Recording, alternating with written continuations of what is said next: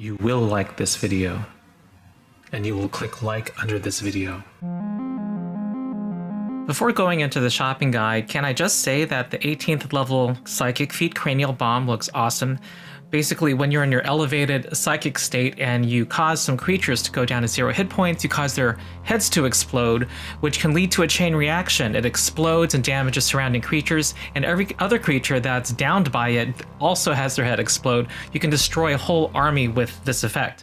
So this is my patented Rules Lawyer shopping guide over the Psychic, which is one of the 2 classes in the upcoming Dark Archive, which becomes available to everybody on July 27th. This follows the format of my other shopping guides. First, I give a thematic overview with some references to D&D 5e, if that is something you're familiar with, and then talk about why you would choose it, why you would not choose it, then go over core mechanics that define it, and then give a combat demonstration to see it in action. Thematically, the Psychic is the mental caster of this edition.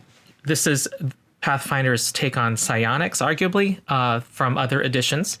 And you still have access to the occult spell list, and you can direct your mental ability towards a number of things. You can be a telekinetic, you can be an arsonist, you can be hyper aware of your surroundings, you can be a telepath, you can give form to your thoughts, and you can also phase and teleport around the battlefield. And your spellcasting does not involve speaking words. You concentrate to do so. You can also unleash your psyche and enter an elevated state in which you're either royally pissed off or enter a state of hyper-awareness. Now, if you're familiar with D&D 5th edition, I think a warlock is a good starting point to think about what this class does mechanically. You are a spellcaster. You can spam Eldritch Blast, but imagine you're spamming 3 cantrips that aren't merely damage, and you have the option of powering them up with your reserves, your focus points in this case. And you can restore those focus points between combats with 10 minutes of refocusing and get 2 of them back, like spell slots for a warlock. Also, other reference points are the rogue subclass, the Soul Knife, but you're doing much more different things with your mind here. And also the unreleased Mystic class from Unearthed Arcana, but does not have spell points. Now, why be a Psychic? First, you want to be a spellcaster. You are relatively squishy and weak physically, though there are some ways you can direct your magic towards martial combat, but you rely primarily on your spells. Second, you want to be the spam caster. And I say that because your at-will cantrips can be more powerful than those used by other classes. The drawback is that you have 1 less spell slot per spell level during the day than most other casters do. Now, why would you not choose it? Well, it is more complex than being a sorcerer, another kind of spontaneous caster. The core rulebook classes have about 3 to 6 pages detailing their class features and subclasses before getting to their feats. The Psychic has 15, and that in itself tells you a little bit what we're about to get into. And also your decisions on whether to enter your heightened state and whether to use your amps are always there in combat, making combat a little more tactical for you. The other reason not to choose it is you might not be okay with the occult spell list, which you have to have when you're a Psychic. That's the list that has to deal with mind control, debuffing, weirdness, spirits, haunts, and mysteries. Now we're going to go over the core mechanics of the Psychic. First of all, your progression in your martial proficiencies, armor, weapons, and spellcasting proficiencies track those of most other spellcasters. You eventually become legendary in Psychic spellcasting at level 19. You are also, as I said, the spam caster class. You have access to cantrips that are more powerful than other classes' cantrips, and you can restore 2 focus points while you're refocusing, and use those focus points to amp up your cantrips, make them more powerful. You have fewer spell slots per day than other spellcasters to compensate for that. You also have this unique ability to unleash your psyche, where if in the previous round you cast a spell, and if so long as you're not stupefied, you can at the start of your turn enter this hyper aware state. In this elevated state, your psychic spells do more damage, and you get to unlock your special psyche abilities. This extra damage is quite powerful compared to the sorcerer class feat dangerous sorcery, which gives you additional damage equal to the spell level if you spend a spell slot on it. This gives you twice your spell level, and it also applies to cantrips. So to give an example, most casters at level 10 when they cast Telekinetic Projectile will do 5d6 plus 5 damage. If you're a psychic that unleashes your psyche and you do that, it becomes 5d6 plus 15.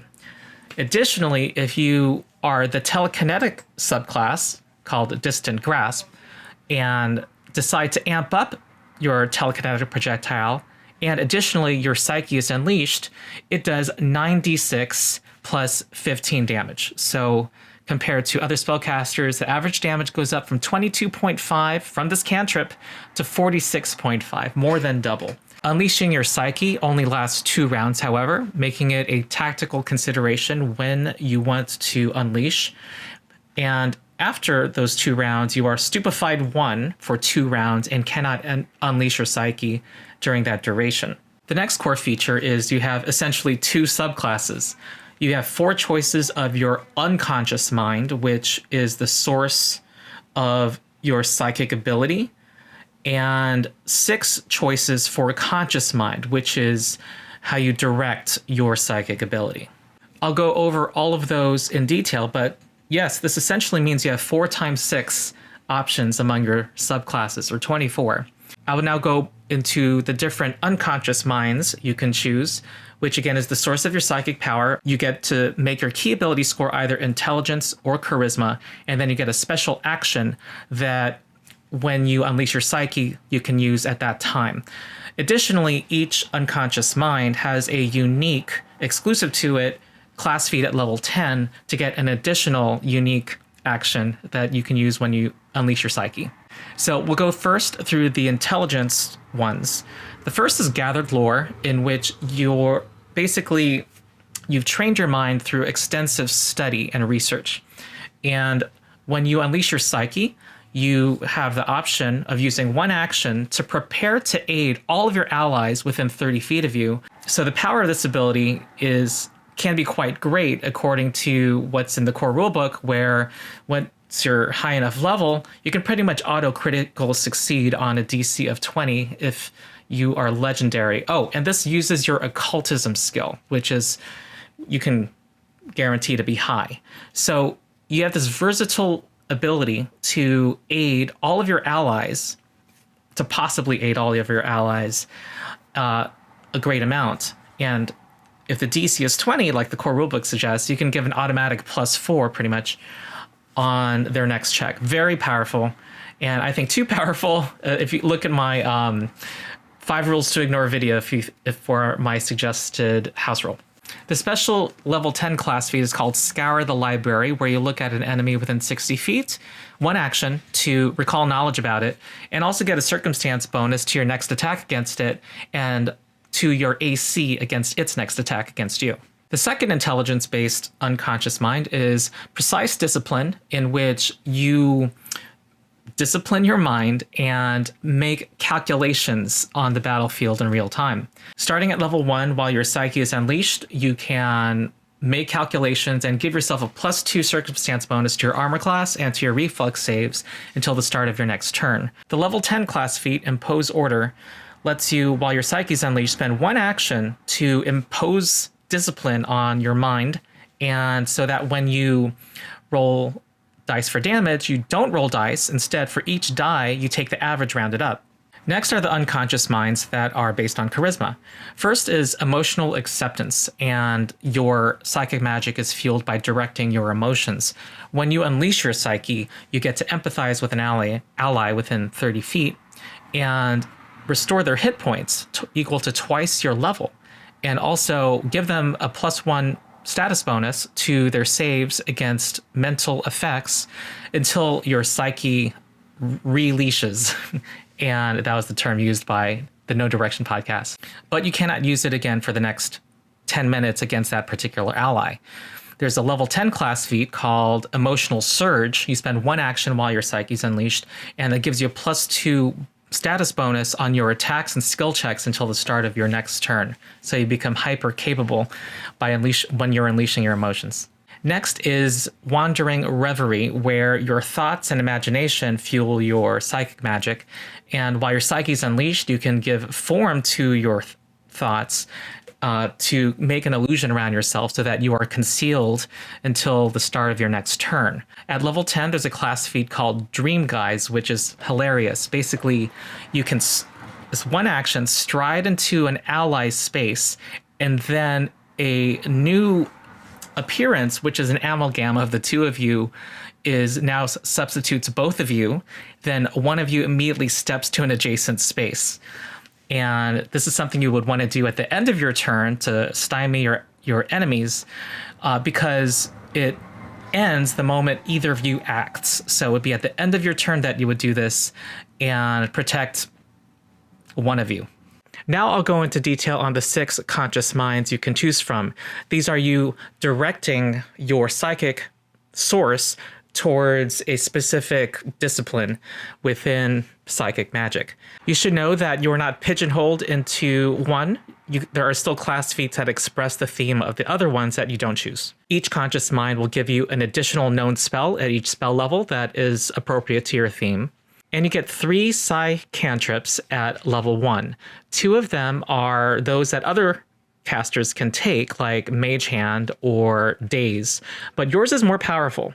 And they are psi cantrips because you're able to additionally amp them up by spending a focus point on them, making them significantly more powerful or versatile. And think of these as being comparable to the power of a focus spell that other casters would cast. Your 3rd psi cantrip is a unique psi cantrip, unique to your subclass that you're choosing. You get a surface psi cantrip at 1st level, a deeper psi cantrip at 6th level, and a deepest psi cantrip at 10th level. The first one is the Distant Grasp, and this is our telekinetic.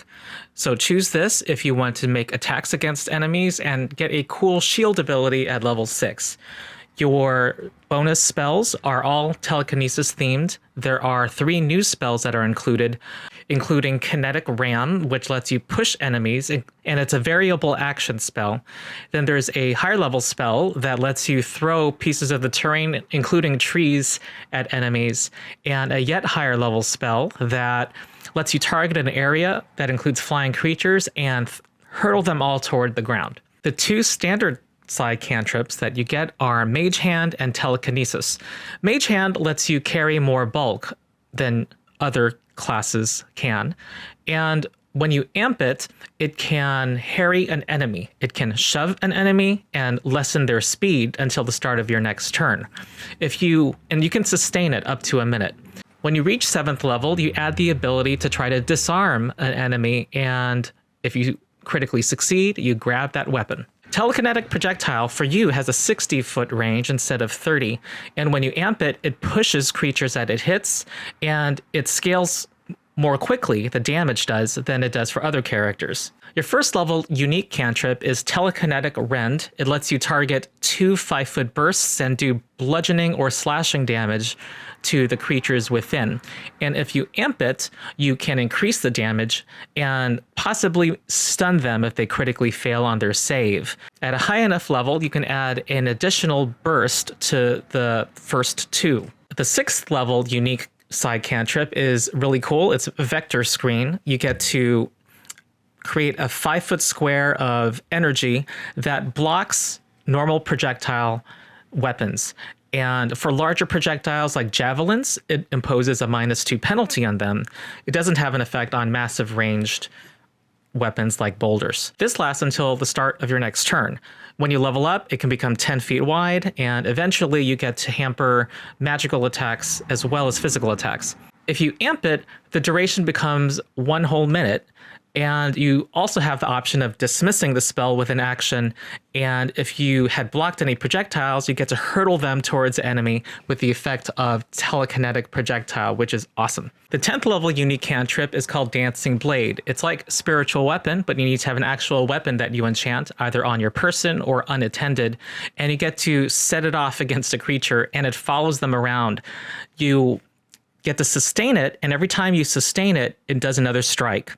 And it shares your multiple attack penalty. When you sustain this spell, you can also make it change targets. When you amp it, it increases the damage that it does, and you get a couple more options when you sustain the spell, including harrying the creature so that all of your allies get a +2 circumstance bonus to AC against the target's attacks, and also to shove the creature. The text says push, but I think it means shove. Next is the Infinite Eye, in which you have extraordinary powers of observation. And this is what you want to choose if you want to support the party and also have a somewhat stronger detect magic. Your bonus spells are all divination themed, and they include True Strike. Your standard side cantrips are Detect Magic and Guidance. Unlike other people casting Detect Magic, you can now also become aware of creatures that have a magic effect on them and magic items. And if there's a magical hazard, you also get to detect the source where the magic is in that hazard. When you amp it, you give yourself a status bonus to avoid attacks and magical effects from that enemy or hazard for the next 3 rounds. And when you become 15th level, that becomes a +2 status bonus. Guidance is now kind of what people want guidance to be. Instead of a 30-foot range, first of all, you have a 120-foot range with it. And additionally, you get to use it as a reaction by amping it, where giving that +1 bonus would prevent a failure or a critical failure. So you don't have to cast it and see it didn't make a difference to the result. You can save your focus point. When you become 11th level, this amped version gives you a +2 bonus. And in a game where every +1 matters, this is kind of huge. And although it doesn't turn successes into critical successes, it's somewhat like the entire party having a +1 or eventually a +2 in their checks, so long as you're willing to give that focus point. Importantly, this amped version is not affected by, and it does not affect, the immunity to your guidance spell that a person has when you cast the normal guidance on him. The first unique side cantrip is Glimpse Weakness, where with one action, you target an enemy, and the first ally to successfully strike it gets additional precision damage. And when you amp it, it does yet more damage. The 6th level unique cantrip is Omnidirectional Scan, and this is you basically helping your allies hit and do damage. You, for one action, can prepare to aid an ally in attacking an enemy, both of which are within 30 feet. If the enemy is concealed or hidden, you don't have to make a flak check, as long as you know what square it's in.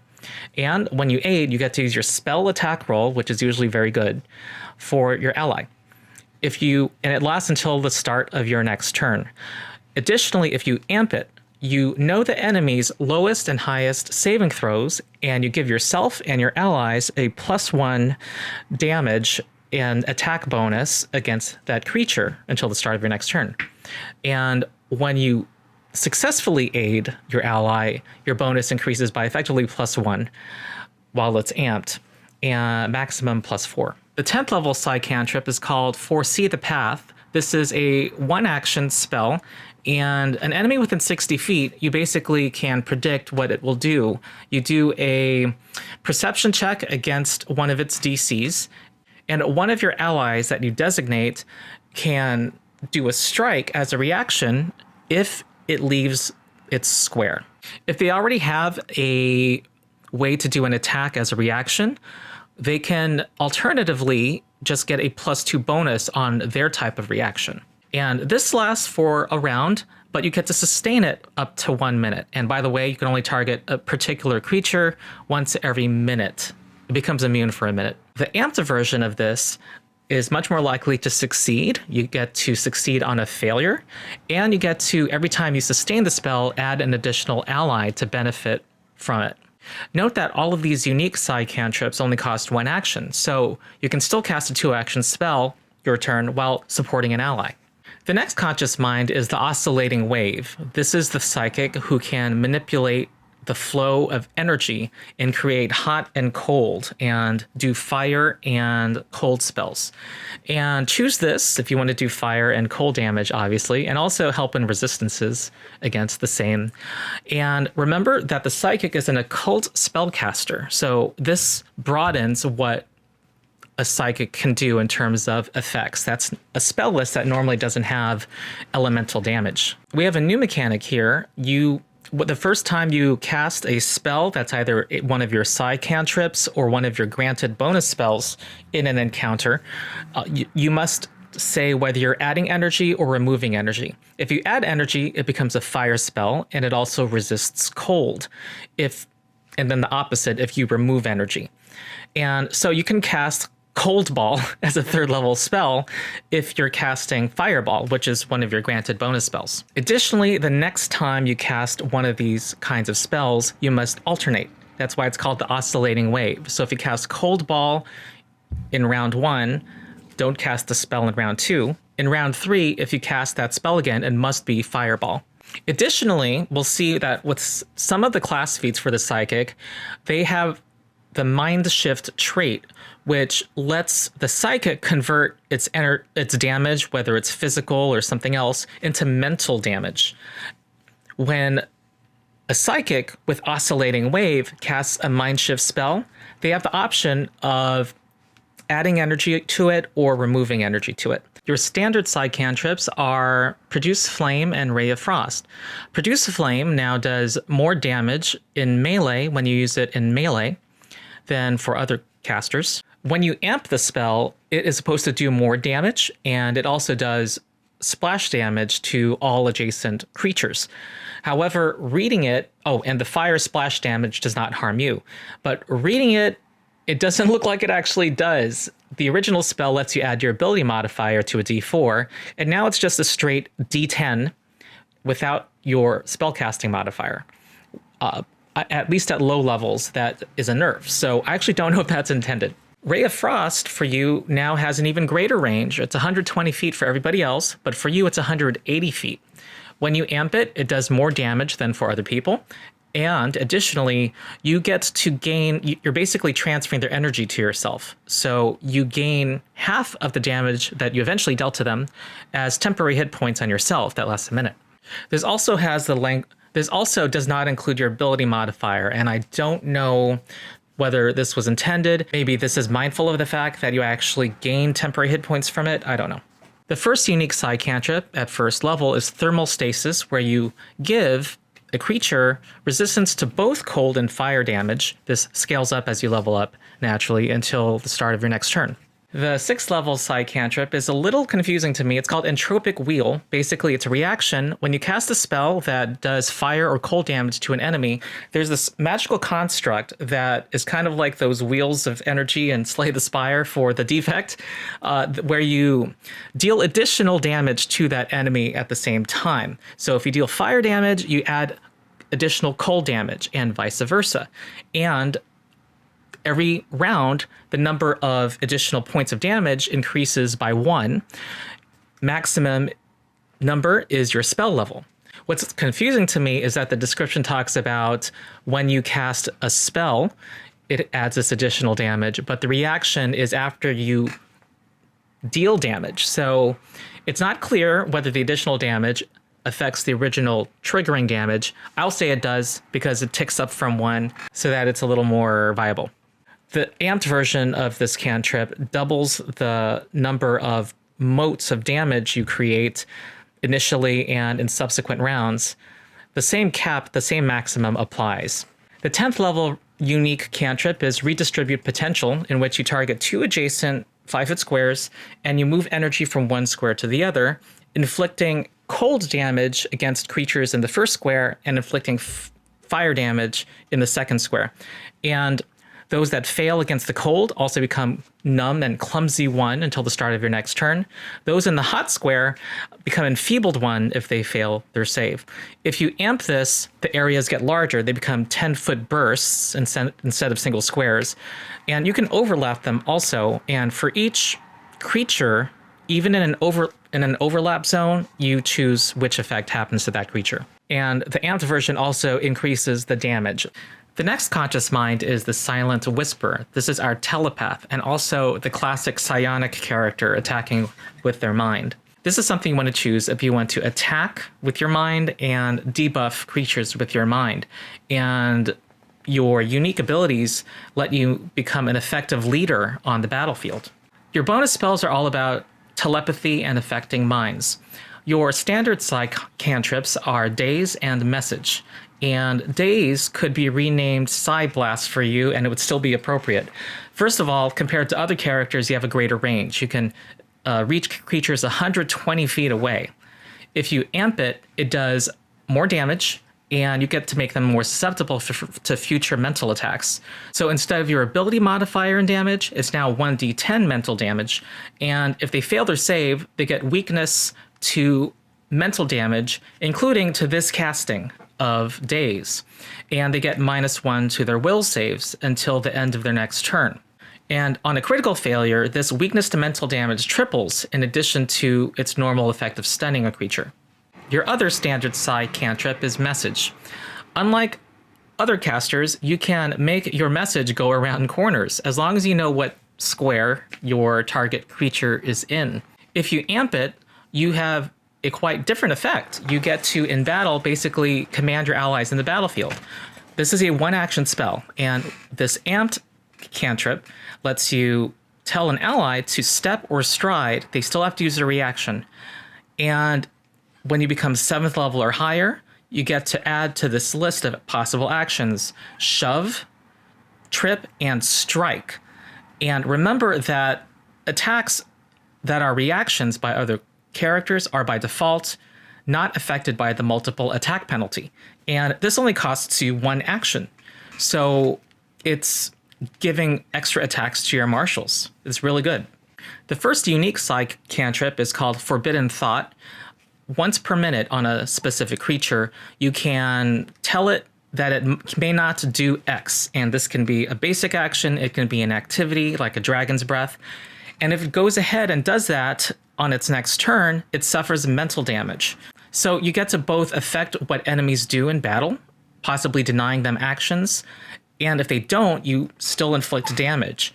And when you amp it, there's a chance that if they do the forbidden action and take the mental damage and have to save against it, that if they fail their save, they become stunned 1. This may or may not be too powerful because this could end their turn. From my reading, if, again, it happens on the enemy's turn, and if they become stunned, they can no longer act. The 6th level unique cantrip is Shatter Mind, and this is pretty straightforward. You unleash your psionic force and damage creatures in either in a 15-foot cone, and if you amp it, you get to do either a 30-foot cone or a 60-foot cone, do more damage, and additionally, those who fail their save against the damage are stupefied 1 until the start of your next turn. The 10th level unique cantrip is interesting. It's called Contagious Idea, where you plant the same thought in 2 creatures. The first target's within 30 feet of you, and the second one is within 30 feet of the first target. This thought can be pleasant or terrifying. If it's pleasant, you get to heal them or give them temporary hit points. And if it's terrifying, they have to save or be frightened. If you amp it, you get to additionally choose a 3rd target that's on the same chain. And if you do a pleasant thought, you give double temporary hit points. The next conscious mind is called the Tangible Dream. This is the one where you are giving form or making illusions out of your thoughts. And this is something you want to choose if you want to protect allies and also damage or harry enemies. The bonus granted spells that you get are conjuration and illusion spells that you've probably seen before, but they also include 2 spells that are new to this book. One is Sea of Thoughts, which creates this area in which thoughts are swimming around that slows people's speeds and can knock them prone. And the other is etheric shards, which creates caltrops of force in an area. Its effect is like spike growth from D&D 5th edition. The more they walk through it, they take more damage. Your standard side cantrips are Dancing Lights and Shield.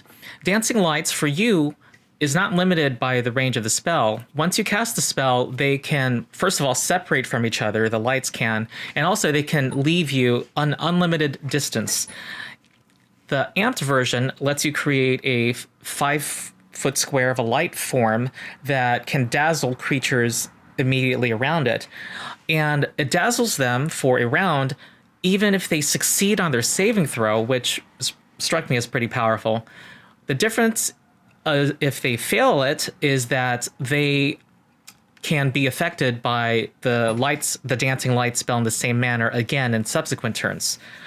And if they critically fail, they become fascinated by it. For you, Shield is something you can also confer to an ally. Shield block still uses your reaction, but it's not limited to you anymore. The amped version of the spell is 3 layers of shield that you confer to yourself or an ally. It also can be sustained up to 1 minute. And these 3 layers of shields, what they mean is that you can shield block multiple times.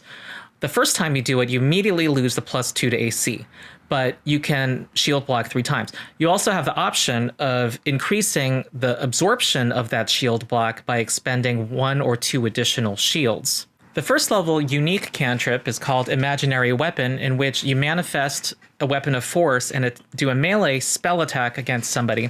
And if you critically succeed, you can detonate it and push them. And that's nice. The amped version lets you target 2 creatures that you can reach and do the same effect against both of them. And the multiple attack penalty only increases after you attack both of them. The heightened version of this amped cantrip doubles the rate at which the damage increases compared to the non-amped version, which I think is a mistake because you also have twice as many targets, so it's an exponential increase. I don't know if that was intended.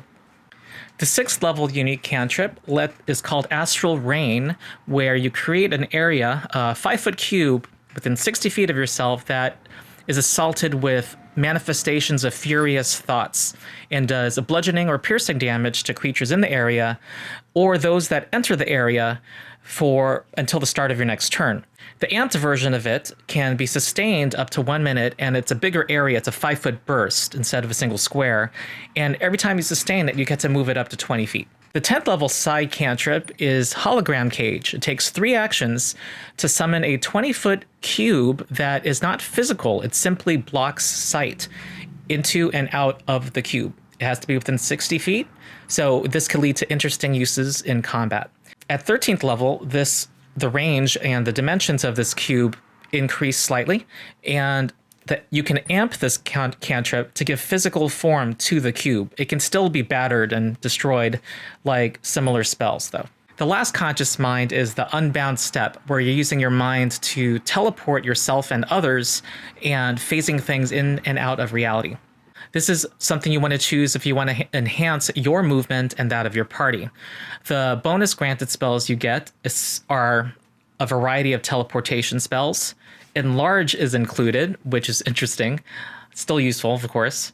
And there's a couple of new spells, including one to create a rally point that one could do one action to teleport to, and a cool 9th level spell to make a copy of yourself that shares your hit point pool and shares your action pool and lasts for 10 minutes. So you can use that in roleplay situations as well. Your standard side cantrips are unique among the conscious minds in that they are new to this book, so you'll hear about them for the first time here.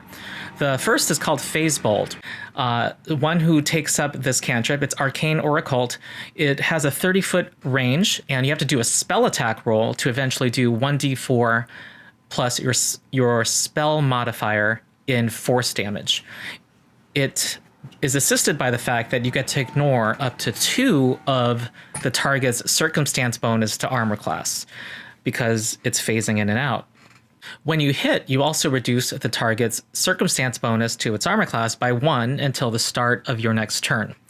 When you amp it, it heightens the damage that it does, and it effectively appears in the target. So it literally teleports into the target. So what that means is that they're flat-footed to your attack roll in addition to everything else. And also it ignores any hardness or resistance to piercing damage that the target might have, equal to half of the spell level of the cantrip. In addition, if you critically succeed, the target is locked down and cannot use teleportation effects until the start of your next turn. Your second standard psi cantrip that is also new to this book is Warp Step, where for other people it casts 2 actions to stride twice, but you're warping space as you do this, so you have a +5 status bonus to your speed while you do this. You can do this with other speed types as well. Now, if you are the Unbound Step psychic casting this cantrip, this bonus increases to 10 feet status bonus to your speed. And if you amp it, additionally, you get to cast this as a single action. So 1 action, you get to go your speed +10 twice. And again, this applies to any movement speed type. Additionally, when you become 7th level, this can be teleportation that same amount of distance. So something some point that you cannot reach by normal means, you can just teleport to with this cantrip. The first level unique psi cantrip is Distortion Lens, and it's really interesting. You designate a 5-foot square within 30 feet of you, and your allies' ranged attacks have an additional 10 feet of range that go through it. And your enemies' ranged attacks that go through it have to travel an additional 10 feet when doing so. This, as it heightens, this gradually increases the amount of distortion it imposes. The amped version of this cantrip affects creatures as well. So your allies that walk through it ignore it in counting their squares of movement, and enemies that go through it treat it as difficult terrain. The 6th level unique psi cantrip, I think, is the coolest one out of all of these. It's called Ghostly Shift, and it only takes 1 action, and you give yourself resistance to all damage, modest amount, but again, it's against all damage. And the amped version of this gives you the ability to walk through creatures without having to tumble through them, without having to roll a check. And additionally, they're exposed to force damage as you disrupt their flow as you walk through them. The 10th level unique psi cantrip is called Tesseract Tunnel, where you spend 2 actions to stride or do some other kind of movement type and create a portal at both ends. Creatures that enter the first portal appear in the second portal instantaneously. They teleport there. And you can sustain it up to 1 minute. What's strange to me is that it does not say it only affects your allies, which is, I wouldn't be surprised if that was the intention given what Distortion Lens does. But still, it's still useful. The amped version of this makes this a 2-way portal, and you don't have to stride necessarily or use a movement type to the second place. You can simply teleport there when you do so. And additionally, you don't have to sustain it. It has a 1-minute duration, and you still have option of dismissing the spell. So that was the first 15 pages of the Psychic class, and we now get to the feats. And to help you follow, I've grouped them into different categories. And the first category is going to be generic spellcasting feats, things that we've seen on spellcasting classes before. Then offensive feats, what that means is obvious. Defensive feats, and I group healing with this because you're helping your allies stay on their feet with both. And support feats, things that help you set up another action or support an ally in some way. And utility feats, things that don't necessarily have to be useful in combat. Then we have flexibility feats, which either give you more flexibility in making your build or flexibility in how you use your resources through the day, or more opportunities to use a given ability in different situations. The first of the generic spellcasting feats is counter thought. Now, we haven't seen this in this form before, but it's very similar to counter spell. Counter spell is the one that let you, as a reaction, if you saw a spellcaster or a monster use an ability that you have prepared for that day or that you can spend a spell slot to counter. This is a little more flexible and a little not. It has to be a mental spell, but you don't have to know it or have it prepared for that day. In turn, you need to expend a spell slot that you are able to expend now on a spell that is mental. Then we have the level 2 feat cantrip expansion and the level 6 feat steady spellcasting. You've seen these before. Next, we have the offensive spells. The level 2 feat Psy Burst is a single action, and it lets you attack a creature within 30 feet, or they take bludgeoning damage. It calls for a reflex save. This also has the Mind Shift trait, which is an important trait because you can inflict mental damage instead and force a will save. So that gives you some flexibility in what saves and damage weaknesses you target. And remember, if you are an Oscillating Wave Psychic, you get to turn this into cold damage or fire damage in addition. The level 2 feat Warp Space lets you choose a different point of origin for one of your Psy cantrips. It's an amp, so you have to spend a focus point, but you can determine line of effect from the point of origin that you see within 30 feet instead of from yourself. The level 4 feat Psy Strikes is a buff to your melee attacks with a weapon or unarmed attacks.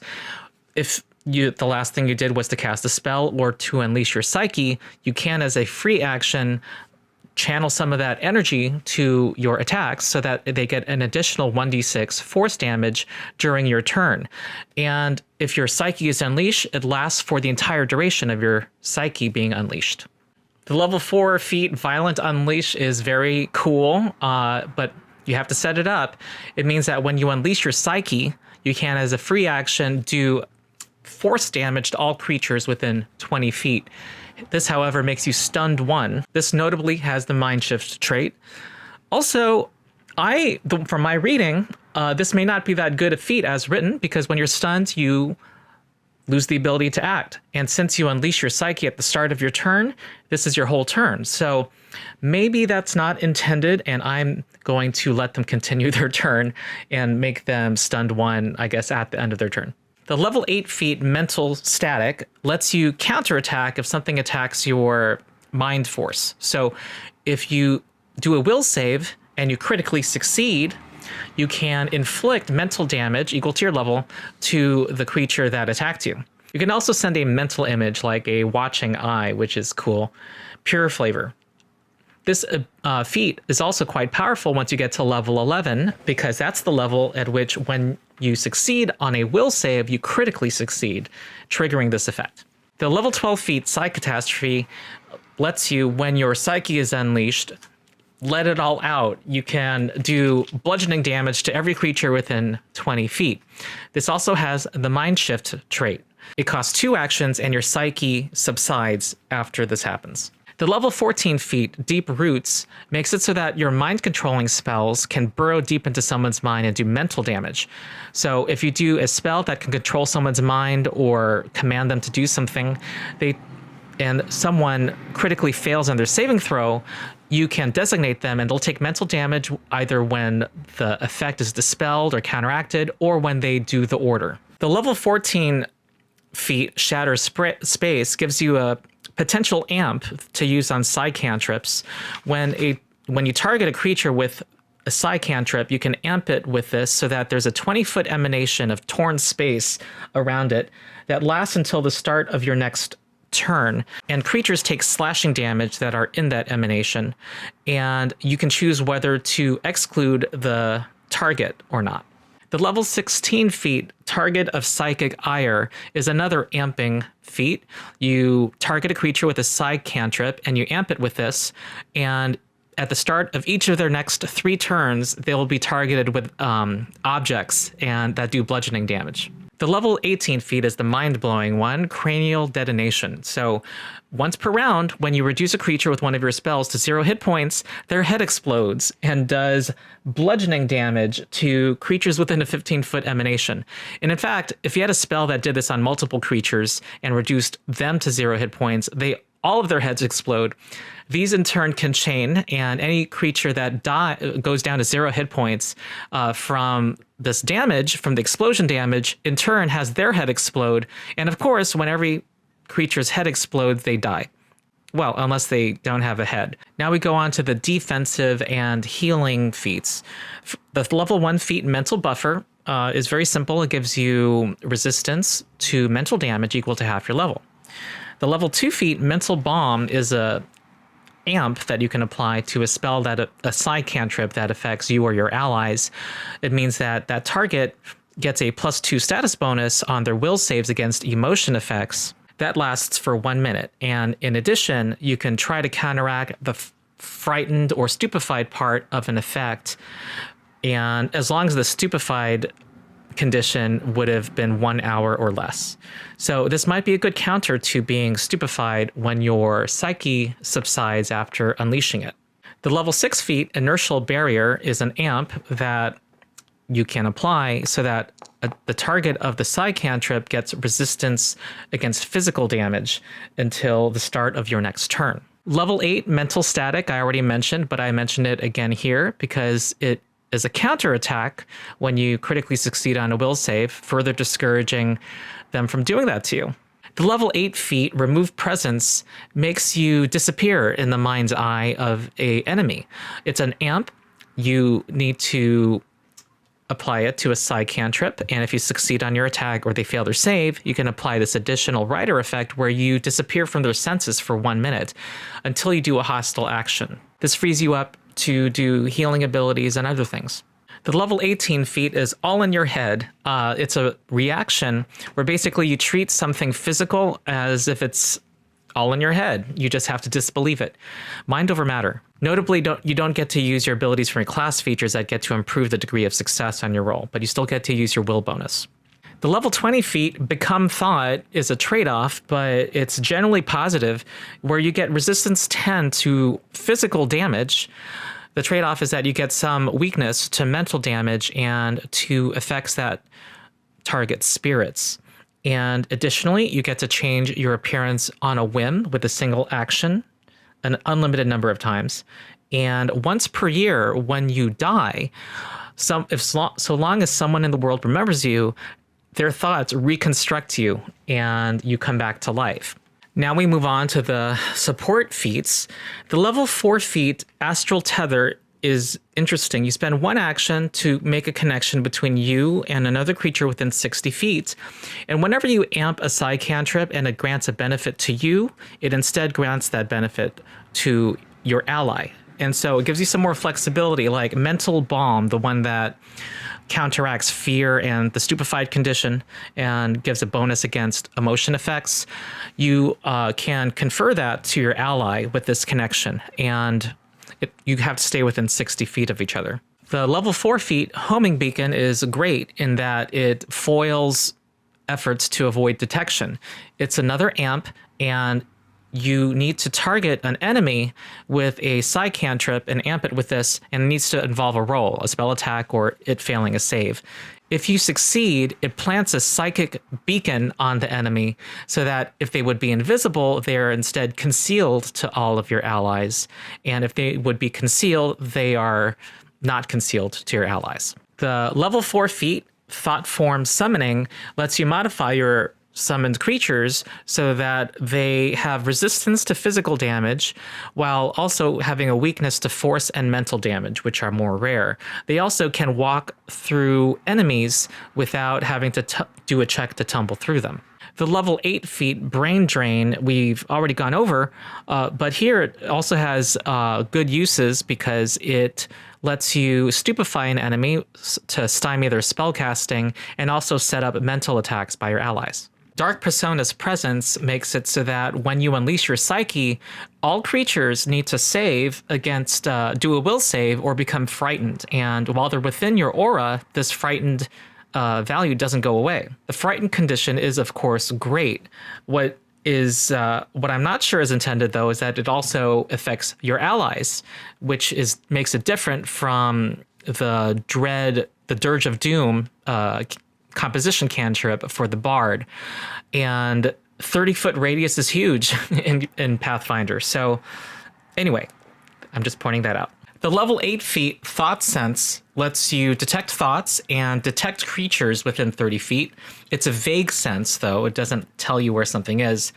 It becomes an imprecise sense, though, letting you know where something is automatically if you have your psyche unleashed. The level 8 feat Whispering Steps lets you force a creature to step somewhere, but within the limitations, the usual limitations of what forced movement can do. You can't have them step off a cliff, for example. This is an amp that you apply to a side cantrip that targets a creature, and you need to still succeed on a roll against it or have them fail a save. Level 12 is the No feat. It lets you, as a reaction, when one of your allies gets brought down to 0 hit points, you say no, and your psyche's unleashed. It only lasts until the end of your next turn, so a shorter duration. And if you can't enter your psyche because you're stupefied or you recently unleashed your psyche, those limitations still apply. Also, if your psyche was already unleashed and an ally gets brought down to 0, you can do a psyche action that costs 1 action or less. Now we move on to the utility feats. The level 6 feat Sixth Sense lets you get a free secret check rolled by the GM whenever you are near a haunt, spirit, something made of spiritual essence, such like celestials, or something on the ethereal plane. And you know immediately its location if you succeed. And you can also try to detect these things inside solid objects if they occupy an object. We see again the level 8 feat Thought Sense, which obviously has utility outside combat. 2 level 16 feats. First, there's Constant Levitation, which has you constantly able to fly. You have the effect of the fly spell, and you get a plus 10-foot status bonus to your speed when your psyche's unleashed. Then there's Wandering Thoughts. While your psyche is unleashed, every time you cast a spell, you immediately afterward can teleport 15 feet while your psyche's unleashed, and you can only do this once per round. We now go to the flexibility feats. The level 1 feat Ancestral Mind means that if you have a innate spell derived from your ancestry, you now can use your psychic spellcasting ability to do that spell. And this means that if you are an intelligence-focused psychic, you can do your innate spell with intelligence. And furthermore, it improves, your cantrip improves as your spellcasting improves. Then we have the level 1 feat Psychic Rapport. If you are a charisma psychic or one with a very high charisma, this is great because when you cast a psychic spell, you get a +1 circumstance bonus to deception, diplomacy, and intimidation checks until the start of your next turn, and also on your checks to sense motive. Then we have a level 6 feat called Parallel Breakthrough. This is where you get to dip into the ability of another conscious mind and take one of its side cantrips. Either one of the standard side cantrips, you get the improved base version as well as its accompanying amp, or their unique side cantrip that they get at level 1, the surface cantrip. There's the level 6 feat called Strain Mind, where when you have 0 focus points, you can amp a side cantrip still, but you take quadruple your level in hit point damage, which is significant. What's great too is that you can do this once per hour. The level 8 feat Brain Drain is a way to steal a focus point from an enemy. A creature within 30 feet must do a will save. This takes 2 actions on your part. And if they fail, they are stupefied 1 for a minute, and you get a focus point back. You are limited to succeeding on this once per day. So if you fail, you can try again. The level 12 feat Foreseen Failure is an emergency measure that you take when you cast a spell and you critically fail on your roll, or an enemy critically succeeds on their save against it. You can, as a free action, but it's once per day, decide to cast a different spell in its stead, and has to use the same number of actions or fewer, and it has to be a different spell. Then you still expend the spell that you screwed up, but you get to try something else without having to spend extra actions. The level 14 feat conscious spell specialization gives you more spell slots. It gives you an extra first, second, third, and fourth level spell slot, but it has to be a spell granted by your conscious mind. And you get a fifth level slot at level 18. The level 18 feat Deepest Wellspring lets you recover 3 focus points when you refocus. The last feats are unsurprisingly level 20 feats. They are Mind Over Matter. This gives you an extra 10th level spell slot. Twin Psyche doubles the duration of when you unleash your Psyche, so from 2 rounds to 4 rounds. And Unlimited Potential. This means that if you spend an extra action before casting a spell of 5th level or lower, it doesn't use up a spell slot, and you can do that once per minute. Lastly, I will briefly talk about the Psychic Archetype if you want to dip into these awesome abilities.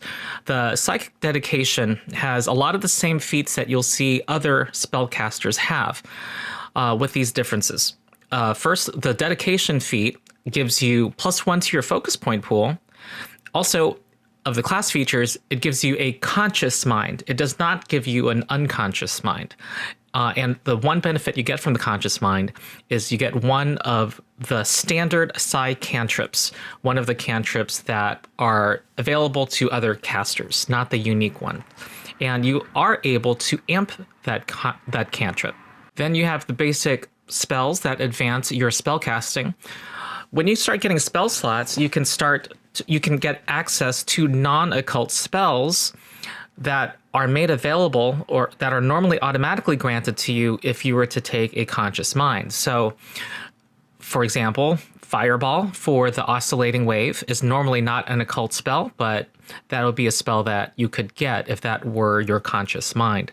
Lastly, there's a level 6 feat that lets you get the second standard side cantrip, or alternatively, the unique level 1 side cantrip that your conscious mind grants. So that's how you dip into Psychic.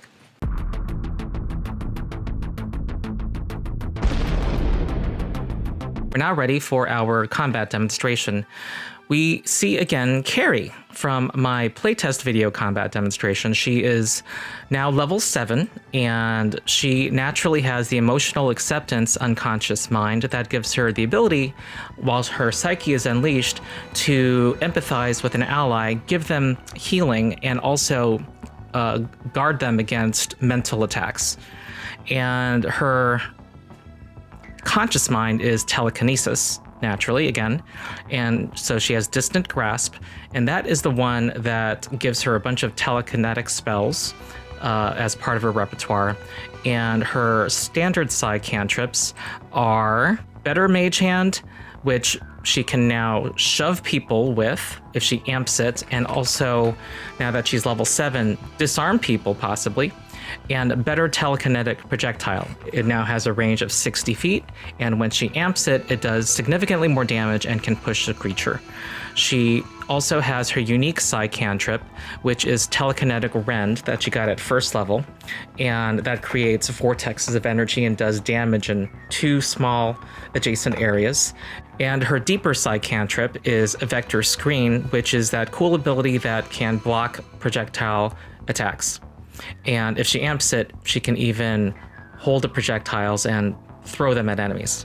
She is the offensive caster of her group. She has a cleric, which here is a supportive defensive build and healing build, a fighter, and a rogue.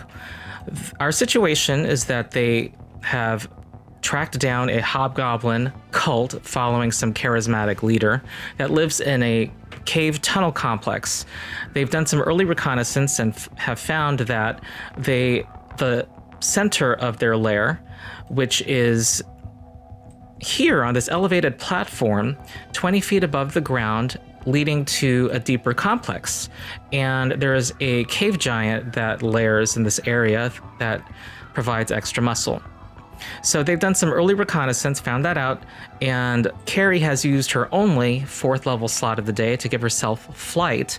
The idea is that she'll support them with her abilities while the rogue uses her rope of climbing to give the rest of the party access to that platform. In the meantime, Carrie also casts her invisibility sphere spell so that they can all approach invisibly. They do so, and have no problem. However, at the very end, they fail their sneak check and alerting all of the enemies of some strange source of sound. So they all now roll initiative. So combat now begins. Our fighter is first in initiative, and he decides to delay until a little later. He hopes that his allies can set up some things first. They are all still invisible. The Hobgoblin Archer, not seeing anything, draws their bow and readies an action to fire at any creature that they can see. The Rogue is next and activates the rope of climbing that she's holding, which every round climbs 10 feet, targeting the rail that lines the platform. And then she decides to sneak in this direction behind this rock, which she has swift sneak. She can do it at full speed. And she then draws one of her weapons. She draws her dagger out. She succeeds on that sneak roll. Next is Carrie. And what she wants to do is prepare things for her allies to climb up the rope. So with her fly spell in tow, she's going to fly up here and fly up 15 feet. When Carrie flew up here, the invisibility sphere flew up with her. So the archer that readied its action now sees the fighter and the cleric and decides to shoot the fighter. Doing, with an attack roll of 25, it barely misses the fighter. And Carrie now reaches her destination and cast a vector screen above herself, level with the hobgoblins, and create a barrier that will block all projectile weapons from those archers as they try to fire down on her allies. She doesn't want to have to sustain this every turn, so she decides to amp it with one of her 3 focus points. She knows that whenever she refocuses, she can get 2 points back, so she figures why not. And this doesn't look like too hard of a fight. By the way, these are level 3 archers and a level 6 giant, so this is somewhere between a moderate and a low encounter for the party. So she amps it, which gives it a duration of 1 minute, and also gives her the option of hurling any projectiles back by dismissing it. That spell was 2 actions, so that concludes her turn. The fighter jumps back into initiative. He walks over and he raises the shield that he's holding, and he has combat climber, so he can do that while he's climbing this rope. And he climbs up 10 feet while doing so. The Violent Cave Giant is next and picks up a sack of rocks, throws a rock at the cleric and hits her with 17 damage, and then strides up to the cleric and is now in melee range of her. The archer is next. It picks up its crossbow, which is loaded, walks over to where it saw the fighter go and sees the fighter and fires. However, it is blocked by the vector screen and it is shot. And next is archer number 3, and it walks over, draws a smoke stick, and this GM is a little mean. Uses a smoke stick to create a 5-foot burst of smoke. This GM makes sure that these hobgoblins have the smoke worker heritage ability to ignore smoke, and so has created a 5-foot burst of smoke that conceals all creatures within it, and the hobgoblins get to ignore the effect. Next is the cleric, and it is now threatened by this giant. She's going to step here and cast Spiritual Weapon, heightened to 4th level, so it does a significant amount of damage. She succeeds at hitting the giant, which does 14 damage. This hostile act, however, is going to end the invisibility sphere that was cloaking the psychic, and so Carrie is now visible to the enemy. This hobgoblin is not just any other hobgoblin. It is going to move here and cast a spell of some kind and cause a 20-foot radius globe to appear around them. None of the party members have this spell prepared, and it's not in none of their repertoire, so they don't recognize it. This hobgoblin archer is going to walk here and reload their crossbow and fire at Carrie. And that hits and does 9 piercing damage to Carrie. The rogue, meanwhile, is going to sneak, and she can do so swiftly with her feet. She succeeds at sneaking here and wants to land a blow on the cave giant. She has the quick draw feat, so she draws her rapier and lands a blow on the cave giant for 20 damage. That includes her sneak attack damage. And her second attack with her dagger misses. The next turn is Carrie's, and she has a choice. She cast a psychic spell last turn, and so she has the option of starting her turn unleashing her psyche. However, she doesn't always want to do that. It only lasts for 2 rounds, and after that, she is stupefied 1 for 2 rounds and cannot unleash her psyche again. When she unleashes her psyche, she gets extra damage on her spells, and she can also use her psyche action to restore the mind, to heal an ally and give them some defense against mental effects. Now, that isn't really needed right now. She considers what she's going to do on her turn, and she could cast her mage hand, her better mage hand, and try to shove or disarm the cave giant, but neither of those actions is really useful right now. And the spell she decides to do is to cast her second level spell, Telekinetic Maneuver, to try to trip the giant. So she decides not to unleash her psyche. So she casts Telekinetic Maneuver against the giant, and she has an attack bonus of 15. And that trips the giant and also that's a critical success. It does 1d6 bludgeoning damage. In this case, 3 damage.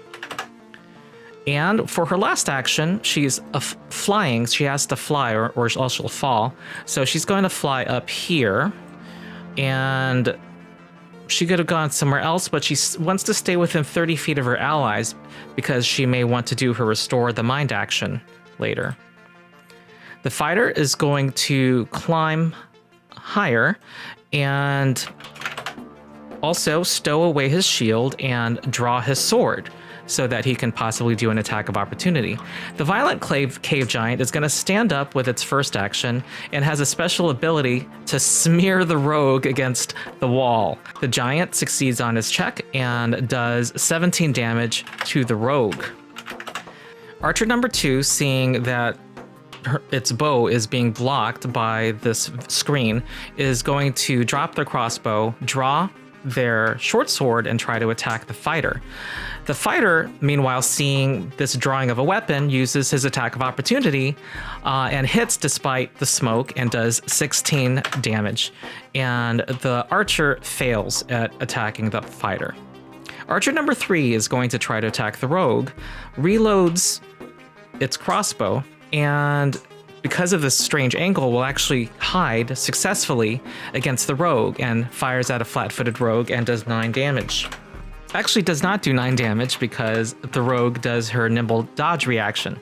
Well, the cleric now sustains her spiritual weapon with an action against the giant. It misses the giant this time. And with the remaining actions, she's going to try to attack all of those hobgoblins up on the platform. She casts Sound Burst above them. However, they are protected by what is a globe of invulnerability. The globe is going to try to counteract her spell. Because it is only a second level spell, it does that pretty easily. So it has no effect on the enemies. The cleric has Dispel Magic prepared, so she's thinking of using that next turn. This hobgoblin sees this fighter causing problems and casts a spell, and the fighter makes a will save against the spell Confusion.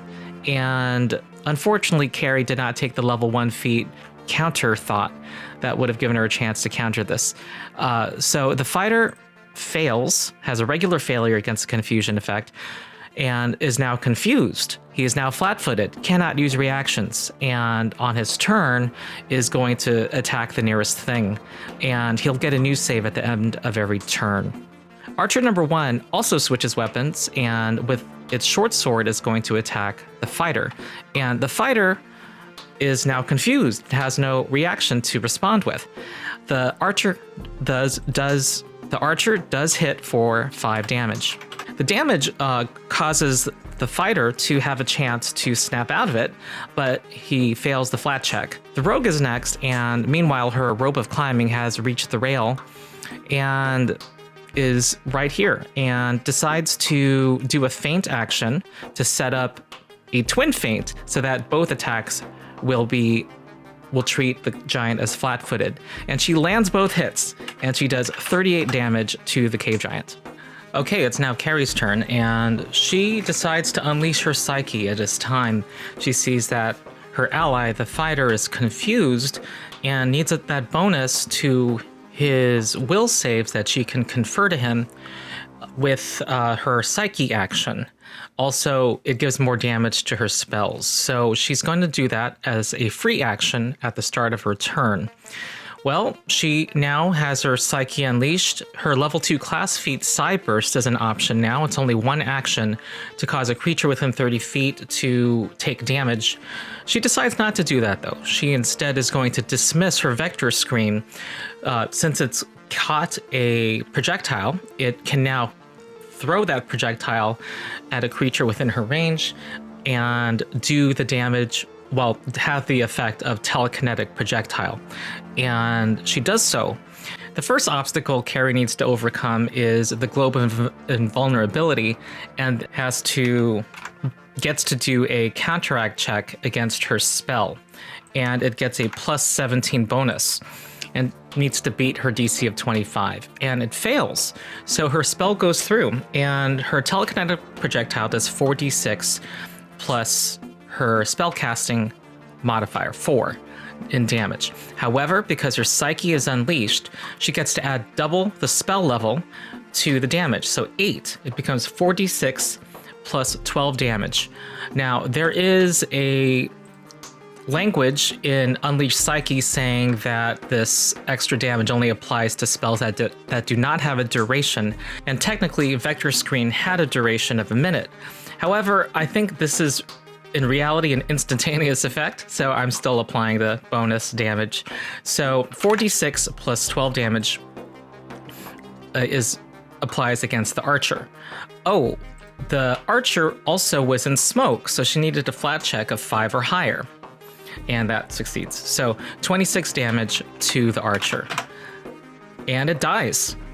The next thing she does, that was only one action to dismiss the effect of to dismiss the vector screen.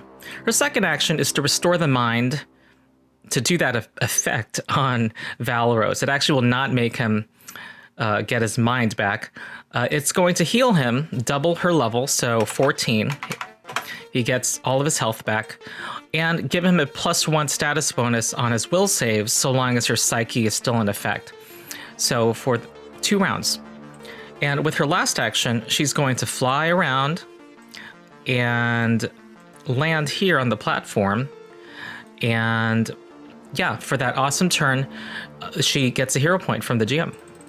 The fighter now is confused and is going to attack the nearest creature, and it's going to attack the archer, and hits the archer for 16 damage. And his second and third attack will miss. And at the end of his turn, he tries to save against the confusion spell again, this time with the bonus provided by Carrie, but he fails. Now the violent cave giant is going to try to smear the rogue against the wall again, but her high reflex lets her avoid that. And with his last action, he's going to take out his great axe. And the archer number 3 is now going to reload their weapon and then fire at Carrie and hit for 9 damage, and reloads their bow again. The cleric is next and sustains her spiritual weapon against the cave giant and succeeds and does 14 damage to the giant. With the remaining 2 actions, she decides to try to dispel the globe of invulnerability, and with a counteract check, she succeeds at doing so. Well, the hobgoblin is going to cast a spell, the soothe spell, on the archer and heal it to full hit points, and then step towards Carrie. The hobgoblin archer is going to switch back to its bow, reload it, and fire at the fighter and miss. Next is the rogue, which is going to twin feint against the cave giant and misses with the rapier and then hits for 18 damage and decides to run over to the rope as her last action. Well, it's now Carrie's turn. It's the second and last round of her Psyche being unleashed. She considers casting the first level spell Kinetic Rend. It's a variable action spell, new to the Dark Archive book, that it's granted to her. And with one action, she gets to push a creature that's up to 15 feet away from her, 10 feet away from herself. And if they critically fail, they're pushed 20 feet. So she can knock one of them off of the platform. The 2-action version doubles the distance and also can reach a target up to 30 feet away. And the 3-action version, if she were standing right here, would push all creatures surrounding her that distance, 10 feet, possibly 20 feet. It's a really cool spell. But she instead decides to cast her surface cantrip, the one she got at level 1, called Telekinetic Rend, which does 4d6 bludgeoning or 4d6 slashing damage to creatures in 2 non-overlapping 5-foot bursts that are adjacent to each other. And she could do that to these creatures on the platform.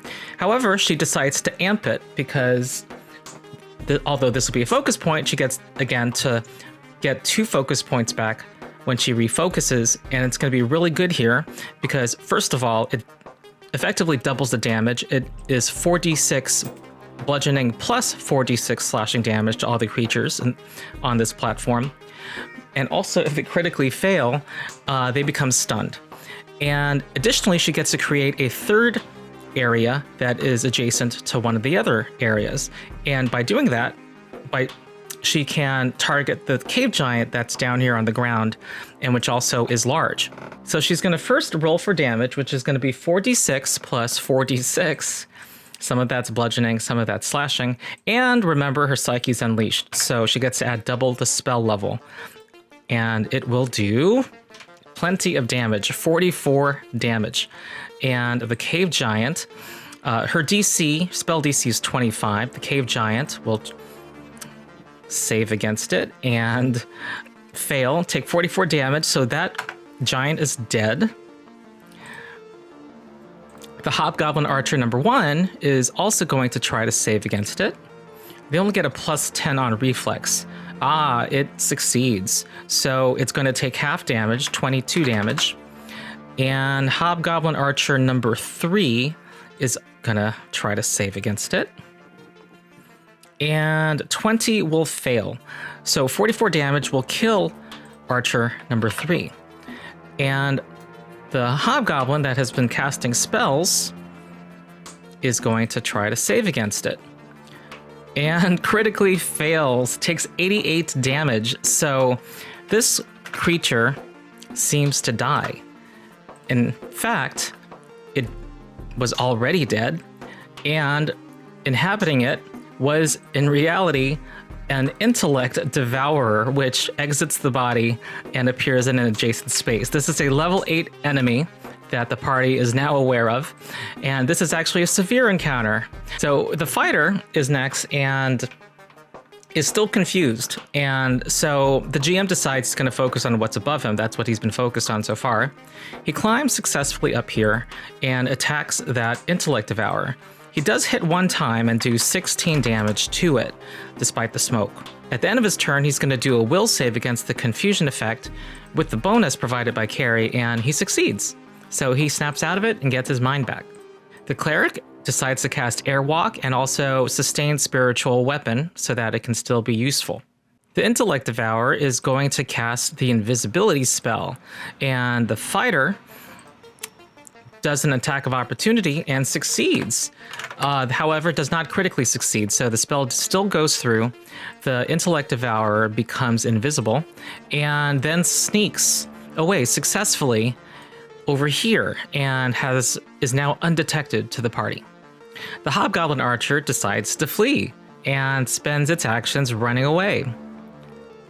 Next is the rogue, who stows away both her weapons and starts climbing up. Carrie's next, and she has found the leader of the cult, apparently, or at least one of them, and so she's determined to go after it, but it's invisible. So she's going to try to seek in a 30-foot cone to look for it.